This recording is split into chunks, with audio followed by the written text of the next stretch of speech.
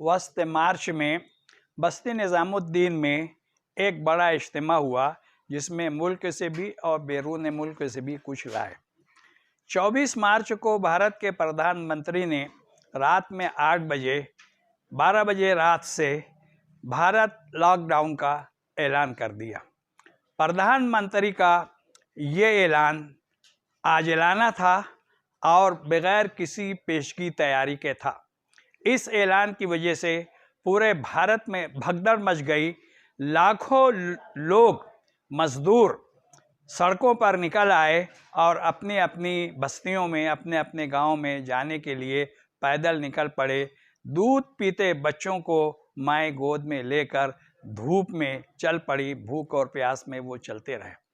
जिस तरीके से ये लाखों लोग सड़कों पर निकल आए और परेशान हो गए, इसी तरीके से बस्ती नظام الدین में भी देश से और बैरून मुल्क से जो लोग आए हुए थे इस अचानक फैसले की वजह से फंस गए, फंसे रहे।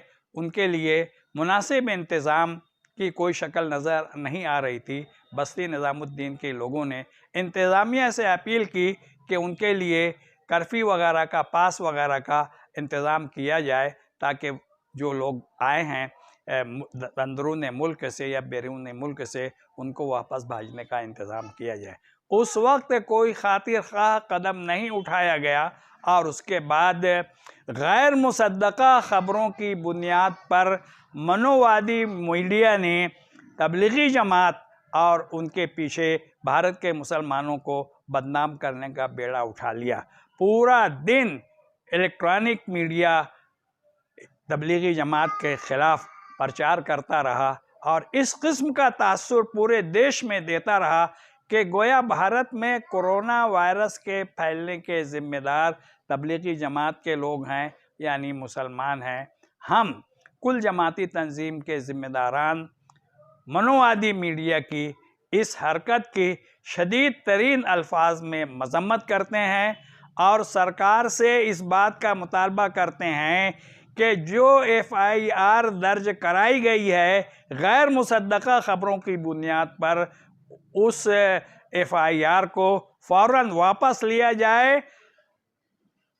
दर हकीकत इन सारी चीज़ों की ज़िम्मेदारी बराह रास्त उजलत में लिए गए प्रधानमंत्री के ज़रिए भारत लॉकडाउन के फ़ैसले और वज़ारत दाखिला, मरकज़ी वज़ारत दाखिला की पुलिस पर आयद होती है। वो पुलिस जिसने ताकत के बलबूते पर शाहीन बाग को कोरोना वायरस के फैलने से बचाने के लिए, जबकि ऐसा नहीं है।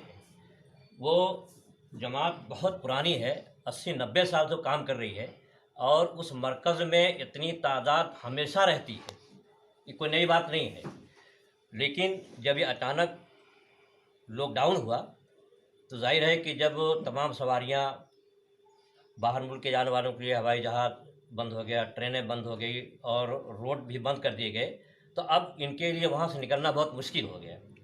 और उसके बाद भी वहाँ के जो ज़िम्मेदार थे मौलाना साहब ने, इन्होंने इंतज़ामिया से गुजारिश की कि हमको कर्फ्यू पास दिया जाए, हमको यहाँ से निकलने की इजाज़त दी जाए और आप नहीं इंतज़ाम कर सकते तो हम अपना इंतज़ाम कर लेंगे, लेकिन हुकूमत हमको इसका परमिशन दे।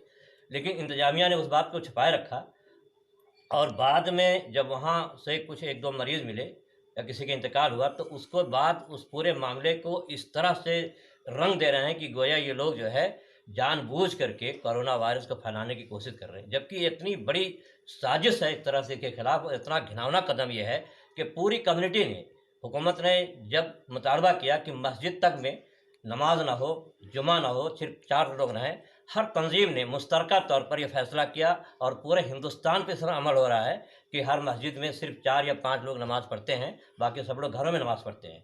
तो यह उसका पालन करने वाले लोग हैं। लेकिन हुकूमत ने क्या किया कि अचानक जब लॉकडाउन किया, ये निकल नहीं सके, उनकी मजबूरी थी।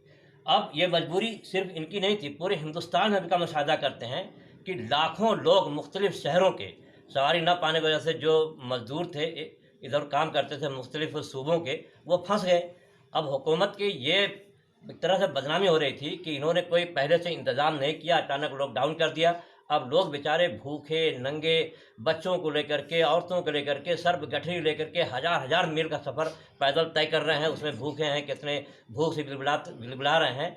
तो ये पूरे मुल्क में इनकी ऐसी बदनामी हुई हुकूमत की, इंतज़ामिया की, ऐसा लगता है कि उसको छुपाने के लिए इनको एक मुद्दा हाथ आ गया। उन्होंने तबलीगी जमात को जो है इस पूरे मीडिया पर यह खबर इतना छा गई कि वो मुद्दा बिल्कुल पीछे चल गया।